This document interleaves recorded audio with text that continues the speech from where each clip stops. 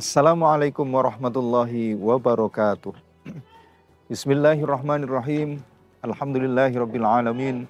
Wassalatu wassalamu ala asyrafil anbiya'i wal mursalin sayyidina wa maulana Muhammadin wa ala alihi washabihi ajmain.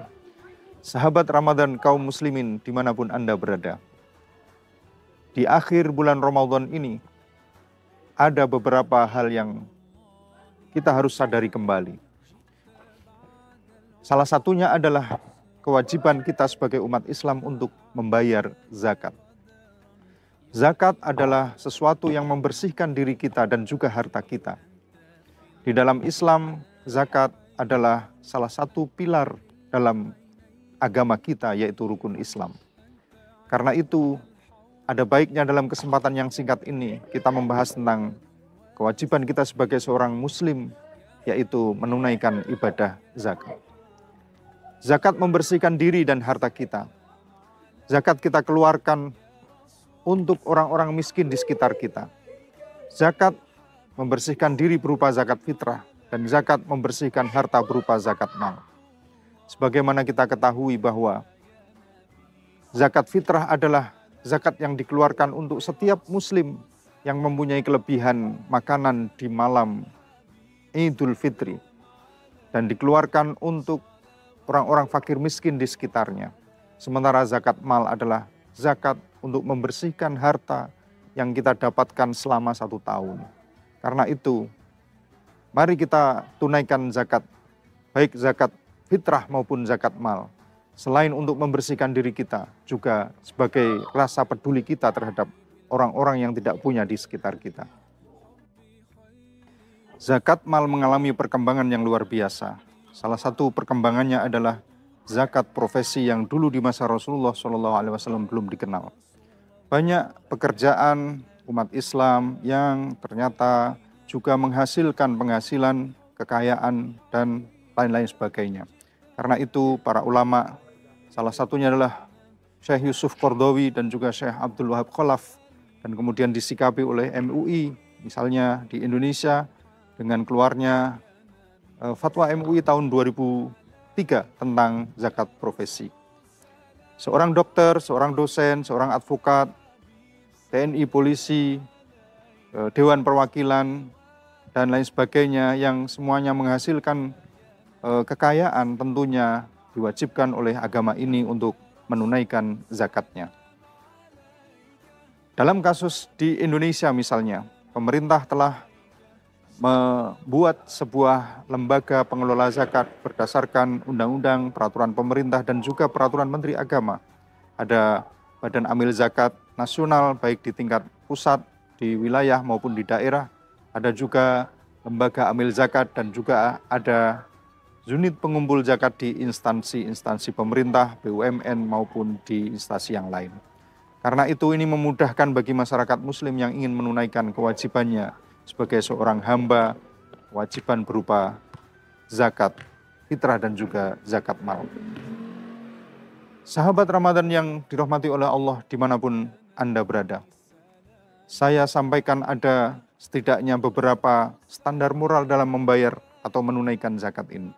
Yang pertama adalah memahami makna zakat itu sendiri. Sesungguhnya di dalam zakat ada makna tauhid, di mana kita mengesahkan Tuhan, mengesahkan kekasih kita, dan mengorbankan yang selain dari kekasih kita, termasuk diri kita dan juga harta kita. Karena itu menunaikan zakat adalah bukti bahwa kita bertauhid kepada Allah. Membersihkan diri dan juga harta kita adalah bukti bahwa kita itu mencintai Allah yang sesungguhnya, yang tidak kita duakan, termasuk menduakannya dengan harta benda. Ada makna yang juga berupa menghilangkan rasa kikir di dalam hati kita, rasa bakhil di dalam hati kita. Ada juga makna untuk mensyukuri nikmat Allah yang selama ini Allah berikan kepada kita semuanya berupa jiwa, tubuh dan badan, tubuh atau badan, kemudian harta yang kita nikmati sehari-hari. Itulah makna yang harus kita pahami ketika kita menunaikan ibadah zakat. Standar moral yang kedua adalah bahwa kita sebaiknya menyegerakan membayarkan zakat itu. Itu bukti bahwa kita tidak menyayangi harta kita, tetapi lebih menyayangi Allah, dan lebih menyayangi sesama, orang-orang yang tidak punya di sekitar kita. Ada standar moral yang ketiga, yaitu jangan sampai kita memberikan harta kita yang tidak kita sukai, tetapi hendaklah kita memilih harta yang paling kita sukai. Ada juga standar moral berikutnya adalah hendaknya kita memberikan harta berupa zakat kita ini kepada orang yang paling membutuhkan. Dan standar moral berikutnya adalah jangan sampai kita mengungkit-ungkit kembali pemberian kita. Dan standar moral yang terakhir adalah bahwa kita jangan sampai merasa apa yang kita berikan dari zakat kita itu adalah sesuatu yang berkontribusi besar terhadap orang lain. Hendaknya kita selalu menyadari dengan rendah hati dan kedoifan bahwa apa yang kita berikan untuk sesama itu belum seberapa, belum apa-apa. Karena itu kita selalu berusaha untuk memperbaiki kualitas dan kuantitas zakat yang kita berikan.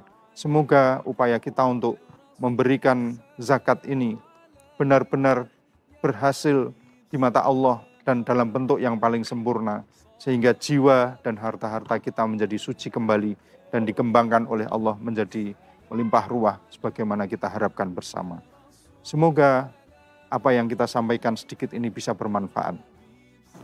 Di kalam akhir yang bisa saya sampaikan adalah, mari kita tunaikan ibadah zakat kita untuk mensucikan diri kita dan untuk mensucikan harta-harta kita. Mari kita tunaikan dalam bentuk yang paling sempurna, diikuti dengan standar moral yang tinggi. Mari kita permudah, salah satunya membayarkan zakat di lembaga amil yang ada di sekitar kita, termasuk misalnya di Indonesia, ke Basnas, ke LAS, dan ke UPZ yang ada. Semoga Allah menyertai kita, sehingga diri kita dan juga harta kita kembali suci di akhir bulan Ramadan ini. Terima kasih. Aku qouli hadza astaghfirullahal azim. Assalamualaikum warahmatullahi wabarakatuh.